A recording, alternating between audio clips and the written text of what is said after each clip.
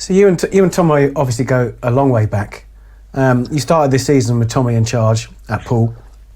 You didn't. You didn't start every game, did you? You came on a sub a few times. I started the first three, and then after the Tottenham loss, he changed it, and then I think he had 4 games then, and I didn't start any of them, and 2 of them he didn't even bring me on. So, which was for the first time since the 8 years ago when I didn't get on under him before. They were the last times that I was an unused sub. So you'd had a strong season the season before, and you, or at least the back end of it, you and Tony. Yeah, I thought well. I did. When I came in, it was hard because obviously Tony wasn't there. He was for the pre-season, but not for the start of the season. So I think I struggled to start with the first, I think it was 7-8 games of last season, because they were sort of asking me to do Tony's job, as be that main 9, which is I'm comfortable in, but I sort of need to be played slightly differently to Tony. He's big, he's physical, he can hold the ball up, he can battle for headers, and he can link the play sort of that way. Whereas, as I just said, I'm sort of the opposite. I can run onto things, go behind defences, and sort of we sort of complement each other well, which was the reason why I was brought in. But we don't really play. We don't have the same strengths. Sure, yeah. And this season, you seem to start out with you'd either come on. You'd either be in Tony's position or you'd come on for Tony partway through a game, and I always felt that didn't seem to be it seemed to be a fairly straight swap the way it was done. It never really seemed to be a plan that you were a plan B. You were just sort of, when Tony's a bit tired, you'd come on. Perhaps that, as you say, wasn't to your strengths. Now Matt's at the club. You've scored 5 and 7, I think it is. Well, it was when I last checked anyway. Yeah. And then you're right. What do you put that down to? Obviously, the style has changed quite dramatically, and certainly from the couple of games I saw under Tommy this season. Yeah, I mean, to start the season, Tommy said that we would play 3-5-2 for the majority of the games. So obviously, me and Tony would be up front together, and that was how we started the first 3 games. And then after the loss to Tottenham, which was a poor performance all round, really, he changed it to go sort of 1 up front and 5 in midfield, which then obviously you can only play one of us, because we've got wingers that can do the job wide better than we can at certain points. And then I found myself out of the team and struggled to get back in for whatever reason. But then obviously the change of managers sort of changed my fortune slightly, with now the fact that I'm starting. Well, I've started every game under Matty Tubbs, and I'm really enjoying it. Obviously, we've changed the shape again. With me, it's almost a 4-3-3, with me playing through the middle and Tony and another player just to the side. It seemed to click immediately, but as you mentioned, there's 2 goals I can think of to your strengths of, like within 3 minutes you'd scored at Hayes, running onto a through ball.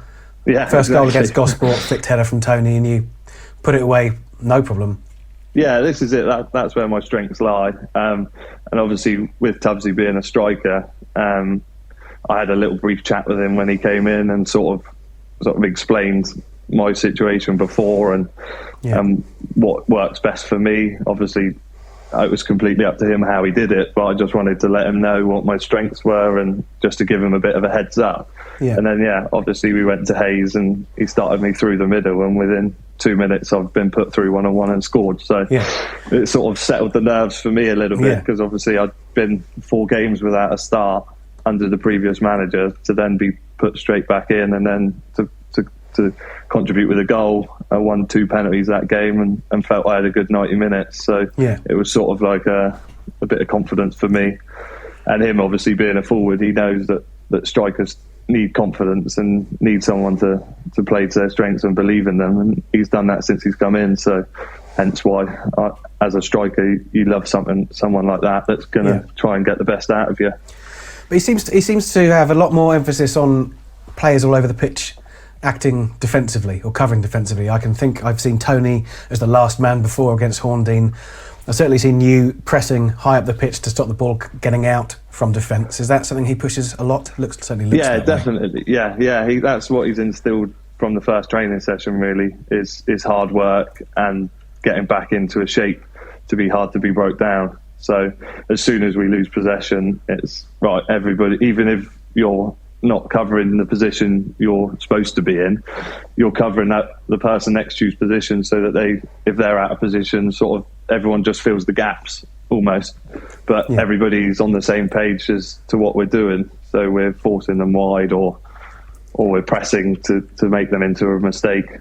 But everyone's on the same page. So if someone's out of position, you cover them, and someone will cover them until the next breakdown, and then you'll swap back into your as supposed starting position. So everyone's sort of rotating and covering each other and working together, which is good. Is that quite a natural thing? Do you guys sort of take care of that yourselves, or is that all drilled on Tuesdays and Thursday nights? Yeah, in training it's worked on. Definitely, it's the training's been a breath of fresh air, really. Obviously, as I said before, coming from a non-coaching, non-academy background before, and then having it with Matty, and then sort of when I went to Salisbury and Taunton, we didn't really have that. So then under Tommy to then under Tubbsy, you can sort of realise the guys that are clued up on their coaching, and Tubbsy's definitely one of those. So and obviously Joe Roach, who's come from Bournemouth Academy as well. Obviously he worked with Matty Holmes there, and he's got James and Leon as well helping out. And it's as soon as you're at training, you know you're at training. It's high intensity. I think we did a training session the other day on the Tuesday, and I think every player was almost over 9 kilometres on the pitch. So it's hard work, which is good because you want to be pushed and everyone's learning. But you definitely know you're at training nowadays. Is it sustainable, do you think? Because the squad is not a huge squad, although it's not a tiny squad anymore like it was against Hayes. But do you think you'll be feeling it by the end of the season? I think so, yeah. But like I said, we've got 3 Tuesday games in a row now. Yeah. So the only hard sessions we have are on Tuesdays when we don't have a game. Right. Thursdays are always a little bit lighter because we're on a different surface, and you're 2 days before a game. So the Thursday sessions are always lighter, but still, again, working on the way we want to do things. Under Tubbsy, there's still a level that you need to be at training. But so obviously as we start getting more Tuesday games, there'll be less of those harder sessions, but they haven't obviously coming in during the season. It's sort of scuppered them slightly because they haven't had that pre-season to do this, to get the work in and sort of put their philosophy onto us. They're trying to do it mid-season. So they're just trying to take advantage of those Tuesday nights to sort of get as much info into us without overwhelming us a little bit. But definitely over the course of the season, we should only get better because we'll get more time and more work with the guys that are coaching us to do the things that they want to do. You still think there's room? Well, there almost certainly is, but you'll get better throughout the season, do you think, with the more drilled you become? Oh, definitely, yeah. They've come in as a group, the coaching staff, and we've 5 weeks? Is it 5-6 weeks? It's now? not that long still, is it? Yeah. So if you think about it, you normally get a 6-week pre-season, and you can pick your games and you can work on things and you can do things deliberately in the friendly matches and change things to make sure that everybody understands certain things. Whereas we haven't got that because realistically we need to win every game. So you haven't got that flexibility to rotate things and work on things. You're sort of learning on the go. So as naturally as you do that more and more and more, you're going to pick things up. You're going to improve on things, and you're going to work better together at doing certain jobs. Because, like, just for example, obviously, start of the season we were playing 3-5-2. Deck Rose was in centre midfield. And now he's playing right back. Yeah. So he's now got to get used to that position and what Tubbsy wants him to do in that role. Whereas before he was sort of playing centre midfield. Obviously, he can do a job anywhere because he's such a versatile player. You think you've got 5 or 6 lads now that are sort of playing in a slightly tweaked position to where they were 6 weeks ago. So, and they're being asked to do different things. So naturally, it's going to take a bit of time to pick things up, and then again carrying on from like Deck. Now he's playing next to sort of Whisk and Harvey, so he now needs to know what what their strengths are to then sort of cover them, but also they need to know what he's doing. So he's playing in a completely different zone of the pitch with different responsibilities, and a lot of us are. So to pick those things up and do them the way that Tubbsy wants them done, it's going to take time. But again, you then think about it, you've got a game Tuesday, a game Saturday, a game Tuesday. So the learning time and the pressure of the results. Do it during a game almost to some extent. Yeah. But having Webby back as analyst is brilliant because he clips everything, and he's a lovely lad, and he's so good at what he does. Like, you finish a game and you've got 30 odd videos on your phone of the game and what we did well, what we didn't do well, how we can improve this, and Tubbsy shows us it on a Tuesday, and we work on those things in training. So it's naturally, I know he said it a few times in the interviews of a transitional period, and sort of some people have laughed it off and been like, oh, he's here to get results. But at the same time, he's got to be allowed a little bit of time to put his stamp on the team and the formation and let the lads learn their new roles before he's fully judged. But as you can see, we've had a couple of bad results, but apart from that, we've looked very good. What do you how far do you think this team can go? It seems like a strong squad. There's good players in every position. Maybe not cover for every single one, but two good keepers. Back four looks solid.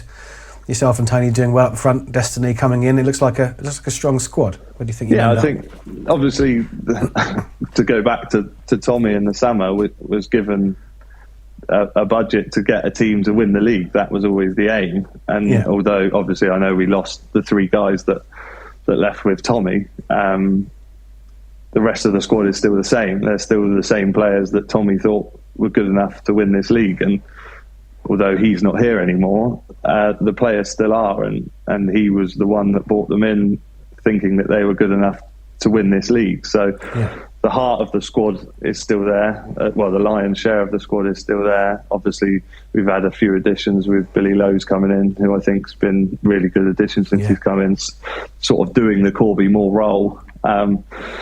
Obviously, they're slightly different players, but they're playing in the same position, and I think he's a great addition. And then, see Max come in. He's got 3 clean sheets. We didn't have a clean sheet in the league before he came in.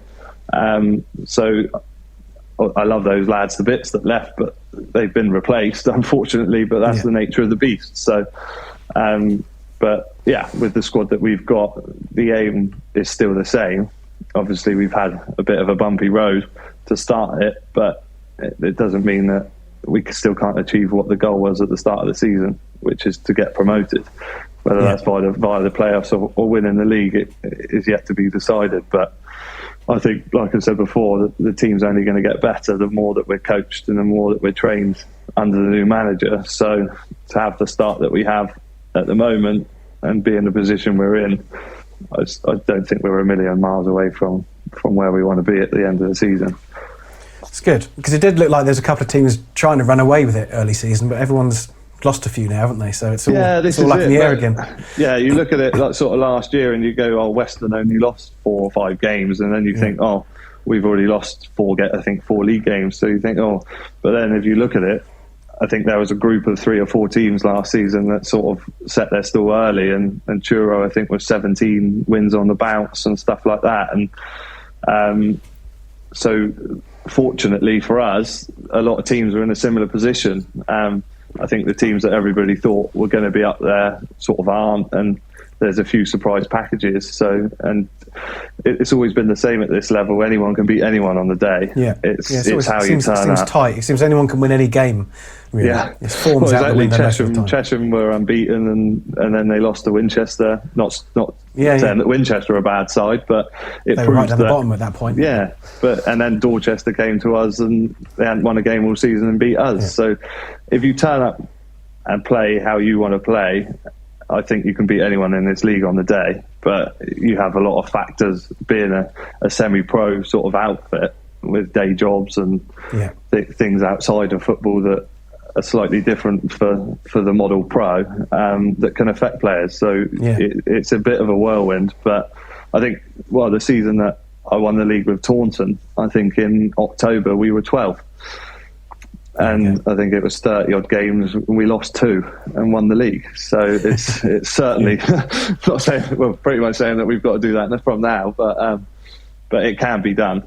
There's no one saying that it can't. And momentum at this level is huge. If you get 3-4 wins on the bounce, that can carry you 10 games, and it, keeping that win streak up at this level is key. So if we can go on a nice run, obviously we've got a few big games coming up, but if we can pick up some positive results, you can win. You could win another 10, 12 games before Christmas, and then all of a sudden it's looking slightly different.